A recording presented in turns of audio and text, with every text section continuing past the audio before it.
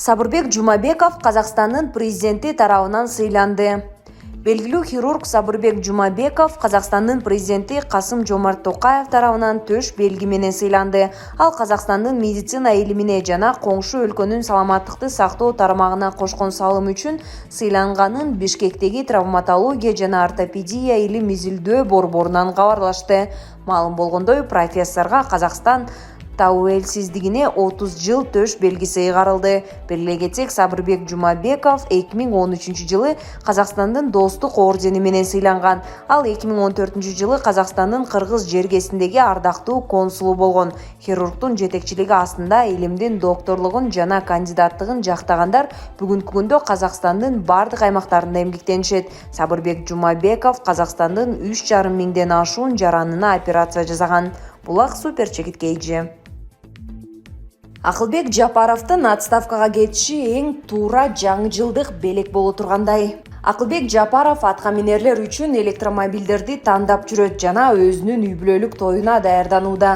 Мындай пикирин экономист Эмиль Ашымбаев өзүнүн Facebook баракчасына жазып чыкты.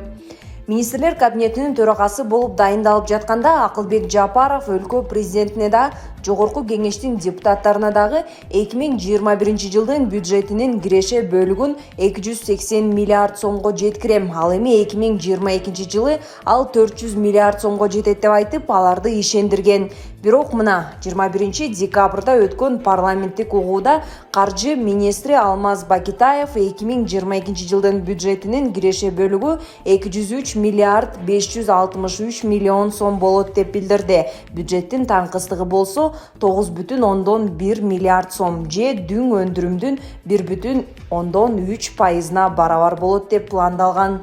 Андан тышкары ал таңкыстыкты жабыш үчүн министрлер кабинети жалпы баасы 8 миллиард 90 миллион сомго жеткен мамлекеттик баалуу кагаздарды да чыгарып сатууга даярданууда. Анткени 2021 жылы 8,4 миллиард сом болот деген бюджеттик таңкыстык бир жылдын ичинде 19,2 миллиард сомго жеткен. Сомдун наркын колдоо жана бюджеттин таңкыстыгын жабуу максатында Улуттук банк быйыл 650 миллион доллар сатты. Акыркы интервенция 8 декабрда жасалган жана 71,3 миллион доллар сатылган.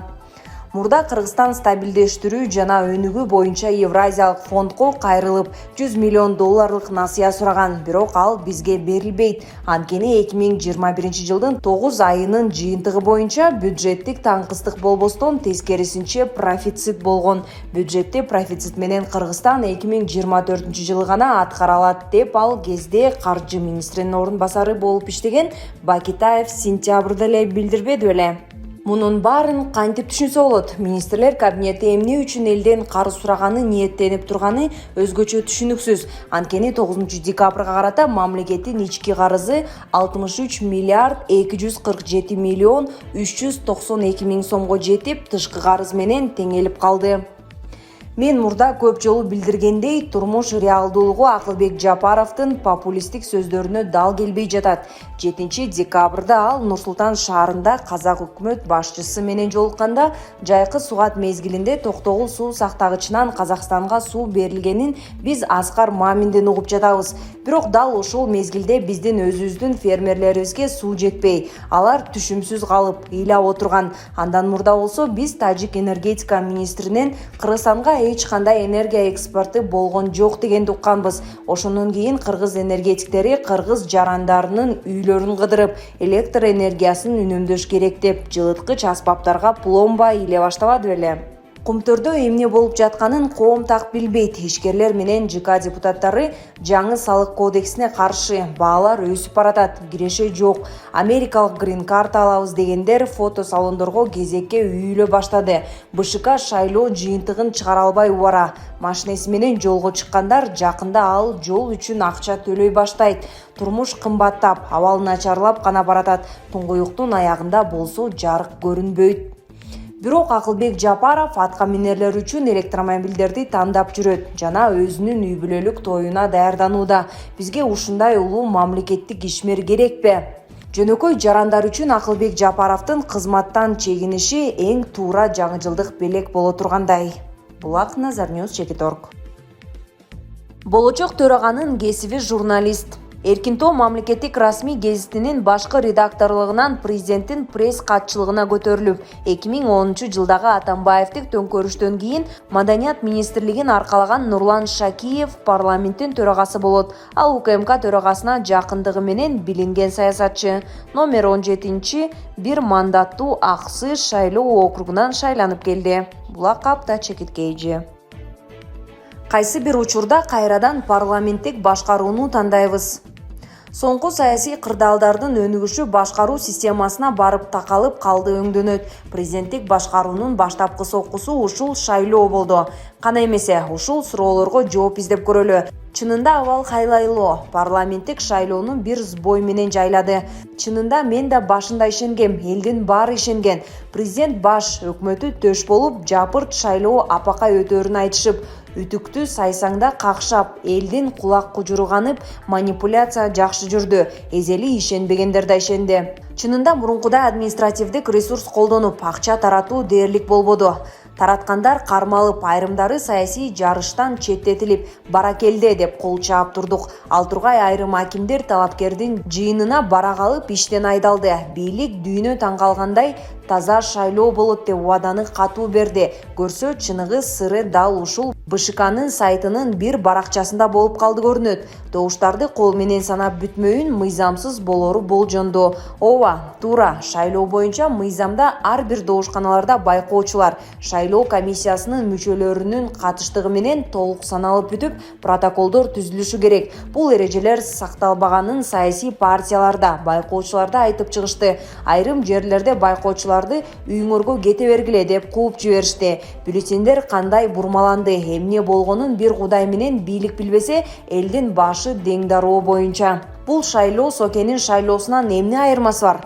Мында деле, анда деле бийликтин партиялары алдыңкы орундарды алышты. Адахан Мадумаров айткандай, аты жыты белгисиз партиялар эле көп добуштарга ээ болушту. Былтыркы шайлоодо биримдик мекеним Кыргызстан партиялары парламентти бөлүп алышкан сыяктуу эле бул жолу да кудум ошондой. Ата журт Кыргызстан, ишеним, ынтымак партиялары көпчүлүк орунду ээлеп алышты. Айтайын дегеним, катачылык системада. Бул башкаруу дегениң өзүмдү өзүм билем, өтүгүмдү төргө илем, эмне кылып аласың дегени ушул да. Партиялык система менен өзүм билемдик болмок эмес. Ооба, келжиребей оозуңду жапчы дегендер четтен табылат. Анткени биз парламенттик системага толук өтпөй, жарым-жартылай гана киргенибизден катачылык кеткен. Бирок ошого карабастан парламенттик системага чын ыкластан өтүү Алмазбек Атамбаевдин кезинде башталганын байкасак болот. 2010-жылы 10-октябрдагы парламенттик шайлоону салыштырмалуу карасак, оппозиция эң көп добуш менен алдыга чыккан. Ата журт партиясы 28 орун менен биринчиликти багындырган эле. Парламенттин күчү болуп, кимди ким көрдү, Быржыбайды там басты болгон эмес.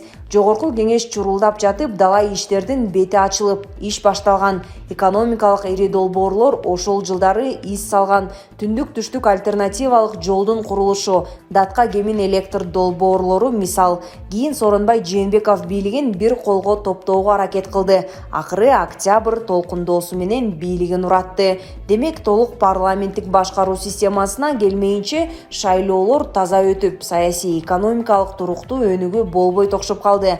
Бир күнү болбосо, кайсы бир учурда кайрадан парламенттик башкарууну тандайбыз деген ойго ишенем. Нургазы Сатыкулов, Булак Арыва чекиткейжи. Кара сууда акча алмаштыруу жайында иштеген кызматкерлерге белгисиз топ тарабынан ок атылганы тууралуу видео интернет айдыңында тароодо. Күбөнүн айтымында аларда курал-жарактын бир нече түрү болгон. Бул эч нерсе эмес, алар бронежилет, ок атуучу тапанчалар менен даярданыптыр. Кудум кинодогудай эле болду. Боевик кинолорду көп көрүп алган окшойт, дейт видеонун автору. Эскерте кетсек, аталган окуя боюнча тиешелүү тараптар маалымат бере элек. Булак Кабарлар ТВ. Кочкор Жумгал жолун эл жаап алды.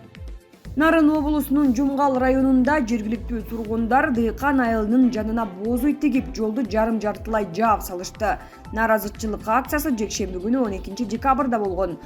Түндүк-түштүк альтернативалык жолунун курулушунун башталышына эл нааразычылыгын билдиришүүдө. Алар жол куруп жаткан компания жолго суу сеппей жатат. Андан улам жакынкы айылдарда чаң ызгырып, жарагандар дем ала албай жатышат. Акция болгон жерге милиция кызматкерлери жана жергиликтүү бийлик өкүлдөрү келишкен. Сүйлөшүүлөрдөн кийин компания жолго суу себүүгө макул болушту. Айтымдарында сүйлөшүүлөр бүгүн да улантылат. Булак репортер Чекитке Ижи.